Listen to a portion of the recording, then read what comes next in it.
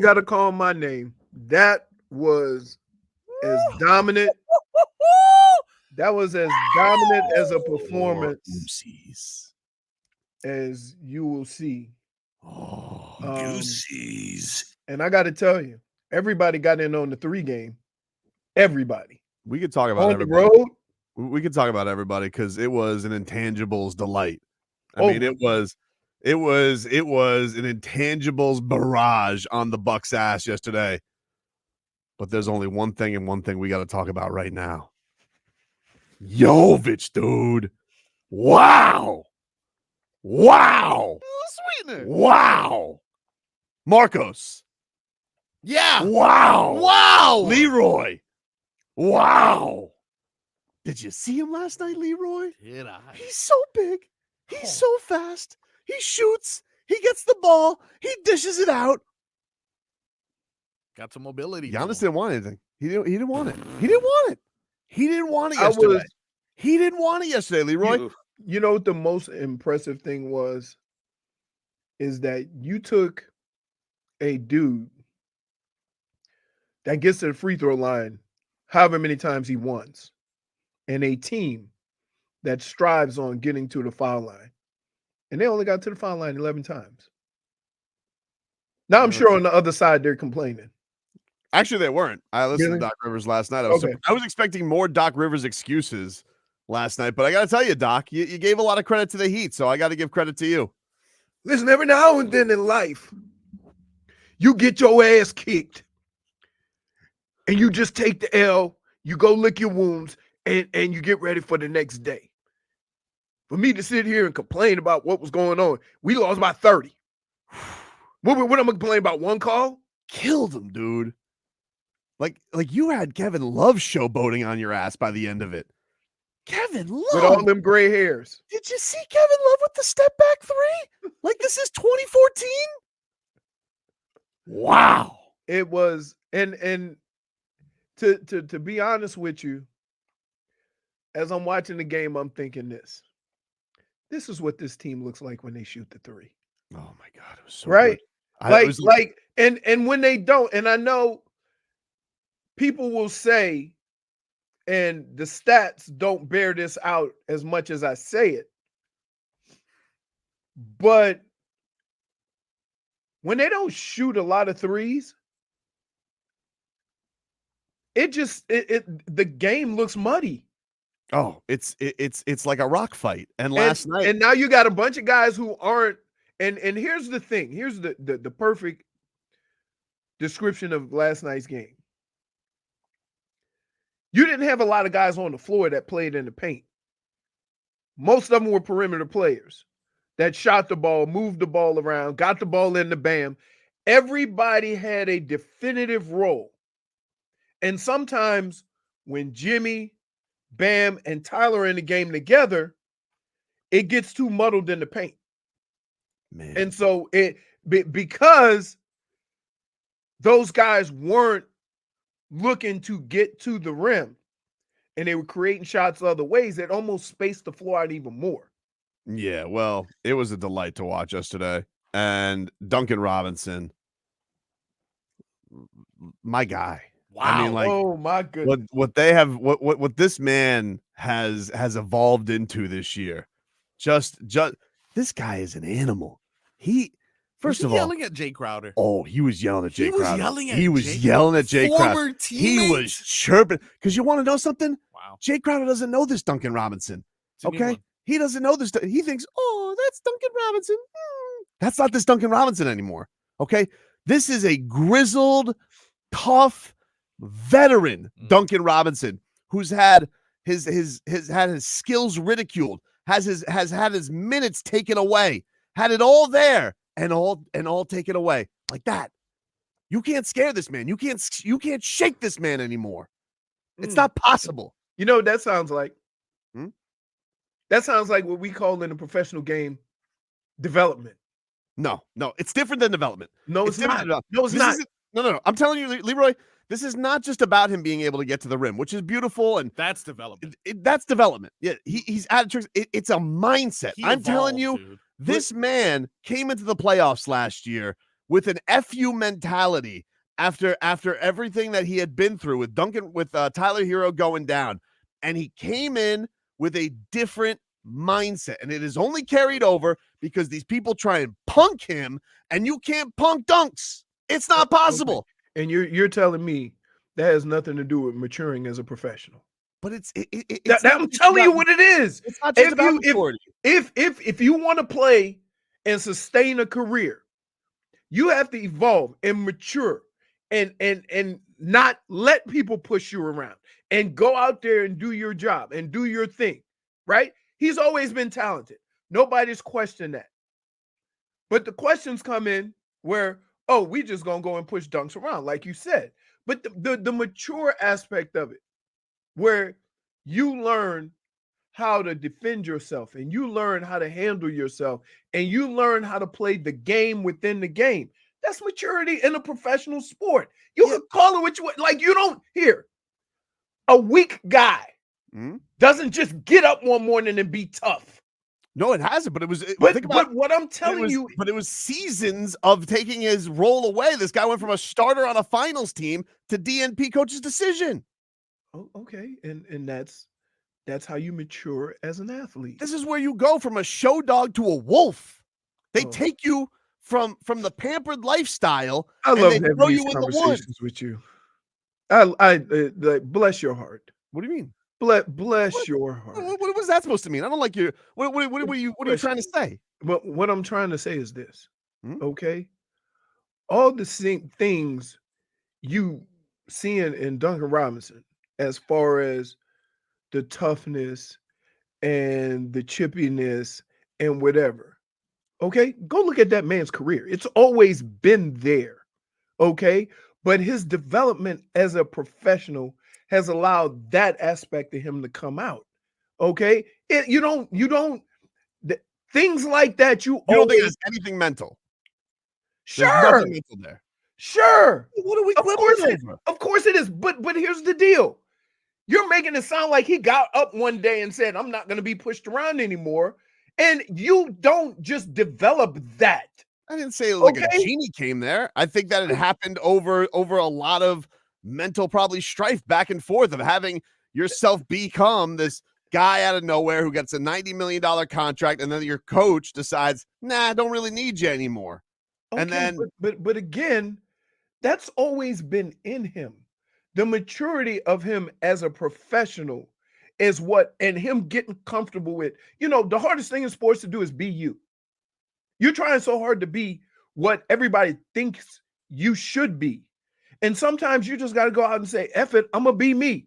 Okay? Duncan's came from nowhere. So that dude already knows how to fight and struggle and claw his way into a situation.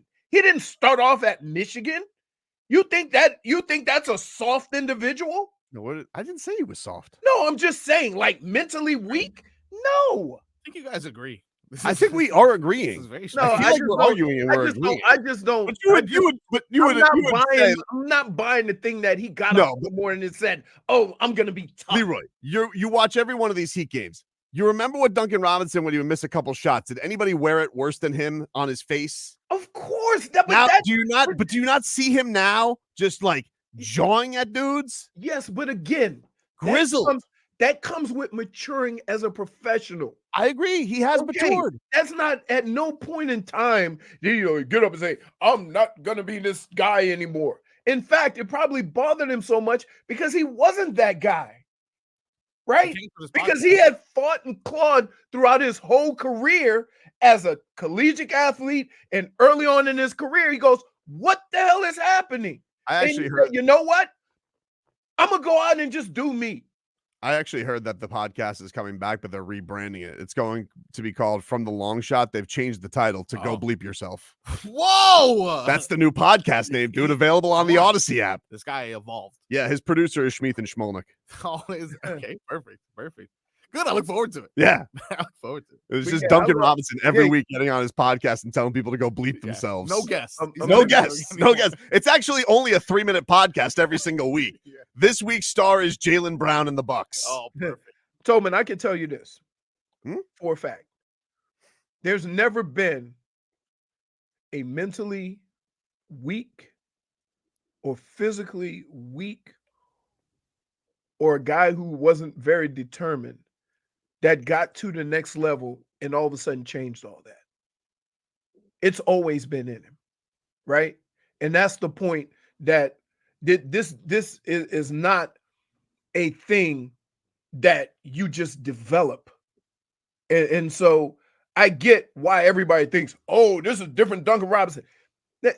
That you see, okay? But that dude, from where he came from, is part of the reason why the Heat were attracted to him.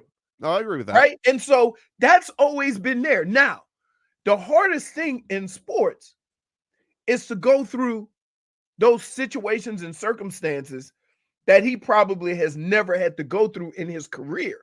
And so from that standpoint, fighting through that, yeah, that's difficult. But you always have to have had that fight in you. If you don't have it in you, we can think of 1,000 athletes that look like Tarzan and play like Jane because they were mentally weak. We see it in every sport. The first time it gets difficult, they fold up.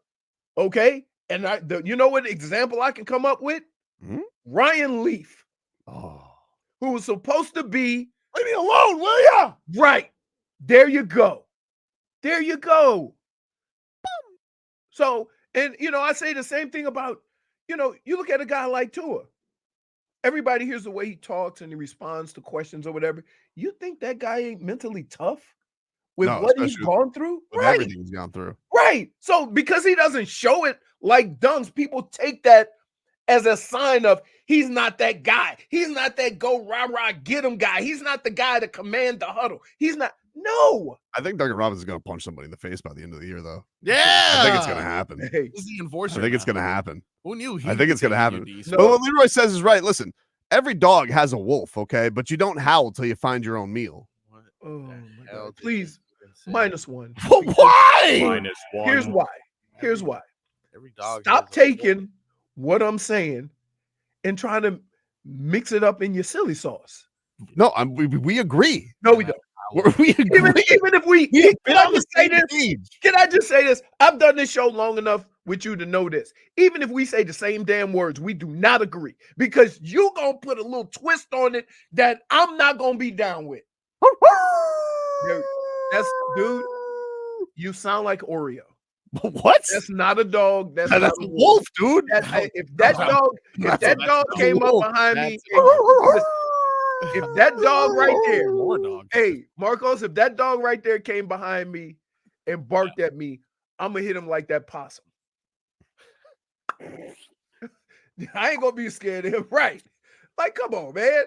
But yeah, so I get, because everybody thinks because you see a different version of a player that means they found this, your mentality is always there, right? The Heat ain't bringing no soft people in there, no mentally weak people in there. They're not, because they put you through a lot. They do. You got to be mentally tough for the ups and downs of just playing. Not forget basketball. Mentally tough to just deal with what the Heat do with their players. I think one of the things that's been impressive with Nikola has been what he's gone through already this year. Like right, he is and still in, come out out and get starting 10 games. Had a little kerfuffle with the sneaky Serbian media, where they're like, "What's going on there?" Nico goes, "Oh, buddy, pretty frustrated." No, that's off record. And then all of a sudden he's got to come out and be like, "No, I love it here, buddy." And then all of a sudden it's like, "I want one more chance." And last night was that chance. You And think my that's God, you was think? good. Oh, so let me ask you a question. If they start using Nico, and Nico continues to play like this, right? You think that dude ain't mentally tough? A weak individual would fold up. You know what I'm saying? I'll give you another perfect example because we just saw that he retired. Hassan Whiteside, right? Every time they try to put the clamps on him to demand that he play a certain way in a certain style, he folded up to the point where it got frustrating and they had to get rid of him. Yeah, he's an interesting story too, though, because I mean, listen, you can't teach 7-1 and some of the Right. physicality that he had, but like he played in mother bleeping Lebanon, like and Right. came back. I think that was a kid, but I do think there's a little bit of what I do think there's difference in how some guys think it's all about opportunity, which is, to be fair, sometimes, and how much it is not realizing you're in a great situation and that harbors why you've gotten to where you are too.